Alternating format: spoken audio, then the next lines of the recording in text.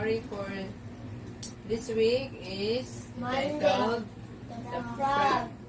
Kasi wala kailang frog. Kailan tanan? Saan na frog? Baki. Okay. Teka mo sa iyo nabasa.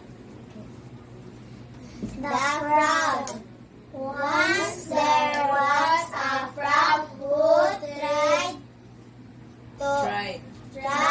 to go to the top of the mountain. I want to go to the mountain. It's impossible. You can do it. You are too small and it's difficult. You will die before you reach half of the mountain. Don't waste your time giving us, but the frog started climbing, and reached the top Period. Wala sa period. Tap. all the frogs are shocked after seeing him. Period. Lagi ho sa period. Yes, the frog is dead, and thus he reached his goal. Nasabot mo? Yung nabasa? Wala. Wala mo nakasabot. Wala. So, naay grupo sa frog. Naay nagtapok ang mga frog. Naay isa ka frog ni ingon. Once there was a frog who tried to go to the top of the mountain. Naay isa ka frog ni ingon. I want to go to the mountain. Ingon po ng isa. It's impossible. Ingon po ng isa na po ka frog. You can't do it. Imposible ko nun. Ingon ang isa. Imposible. Dili ka makaadto sa mountain. Dili ka makakuan. Ingon po ng isa. Dili ka makahimo ana. You can't do it. Ingon po ng isa ka frog.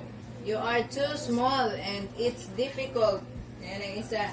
Gamay kaayo ka. Lisod ang musaka sa mountain.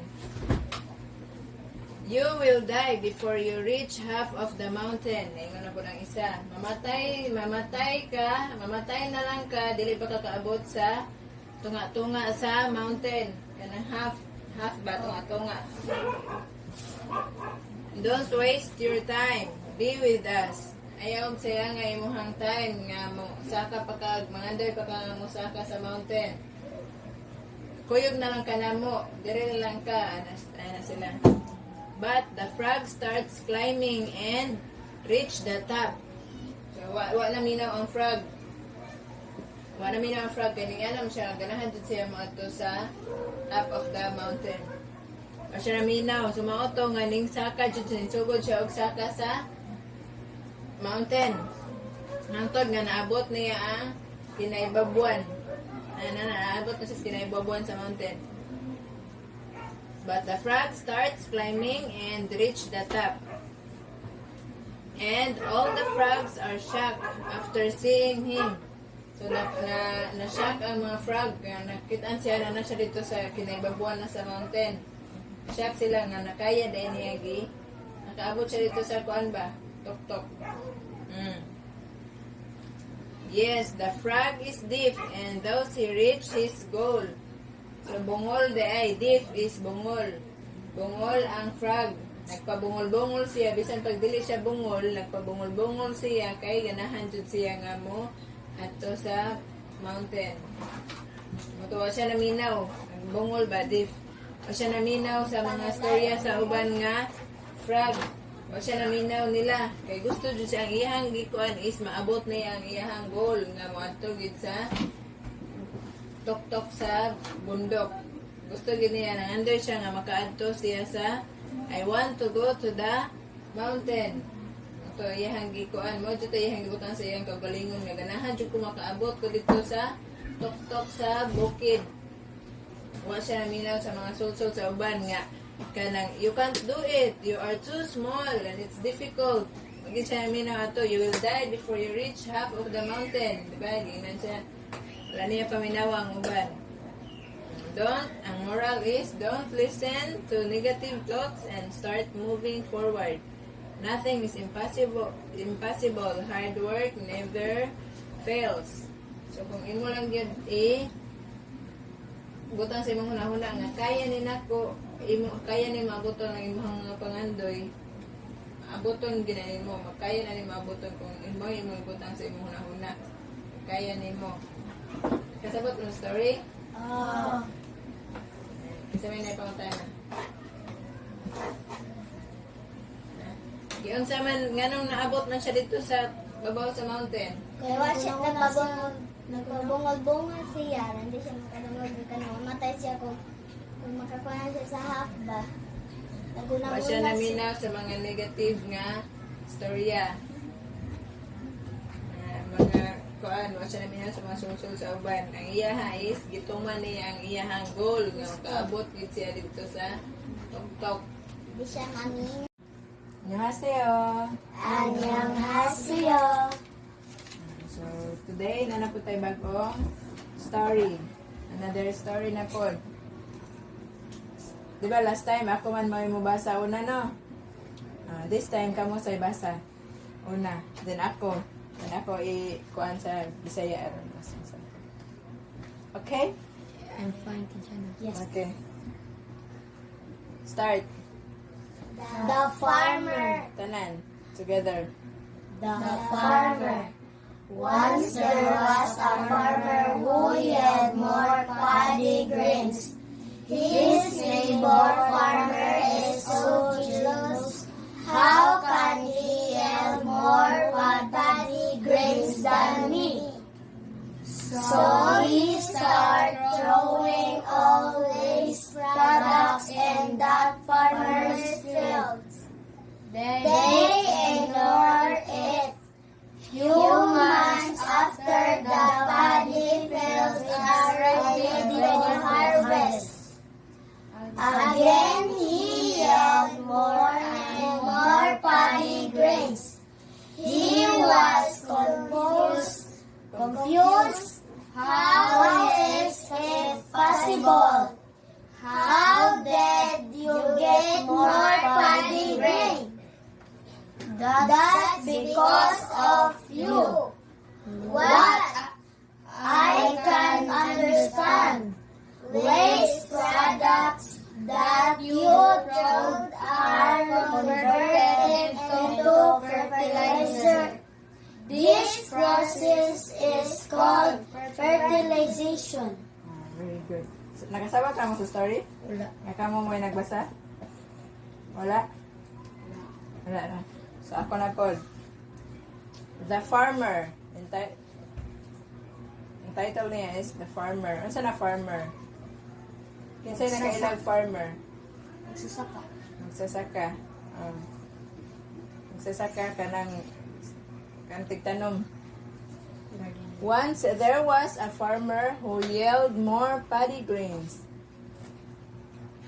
Magsasaka siya nga daghan siya og maani nga kanang humay. Daghan siya humay nga maani. His neighbor farmer is so jealous. Napo siya silingan nga neighbor is sa kanining neighbor? Ha, wala mo. Tarba? Ha? Tarba? Neighbor, silingan. Ah? Silingan ni siya. Worker ba itong one? Trabaho. His neighbor farmer is so jealous. Na-jealous ko na, naselos ko na ang iyang silingan nga farmer pod. Kay nga no mang naselos man siya. Daghan ng mapadi kaya ani. Kay daghan man siya og ani. Ani. Daghan og ani ang usa ka farmer. How can he yield more paddy grains than me? So natinga tong isa ka farmer, katong jealous nga farmer, natinga siya nga ngano man siya daghan man siya maani kaysa sa nako, nga pareha man sila farmer. Kuan siya, natingala siya. How can he yield more paddy grains than me? So nasuya na siya kay ngano laging daghan siya ani. So he start throwing all waste product in that farmer's field. So mo to kay naselos man siya nga daghan siya og ani iyahang gisigihan og labay og mga waste product. Mga waste product ang katong sa nga na basakan sa usa ka farmer. Ang yang farmer's field gisigihan nila og labay og mga waste products, mga basura nga kanang mga malata. They ignore it. Gi-ignore lang sa farmer nga isa. Few months after the paddy fields are ready to harvest. So ready na i-harvest ang ilahang mga tanom nga humay. Again, he yelled more and more paddy grains. So mas nindaghan hinuon imbis nga gisigihan sila og labay og mga waste product, mga basura, mas nindaghan hinuon ang ilahang harvest. Again, diba? Again, he yelled more and more paddy grains. He was confused. Natinga ang katong na-jealous nga farmer. Natinga ang katong nasuya nga isa ka farmer.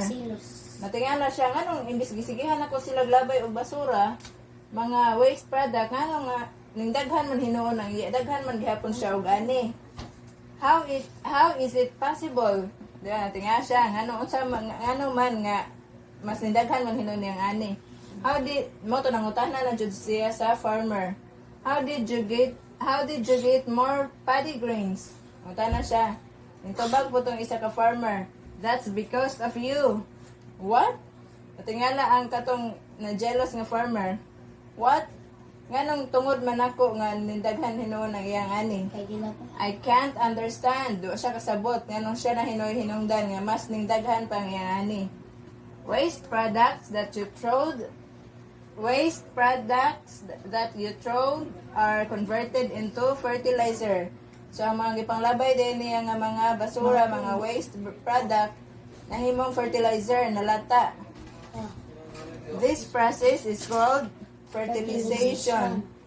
No, ang mga basura nga gilabay niya ning tambok na hinuon ang iyahang mga tanom nga humay mo to nga na ning samot tinuon kadaghan ang iyahang ani niya. Samot mo sa story? So di angay masuya.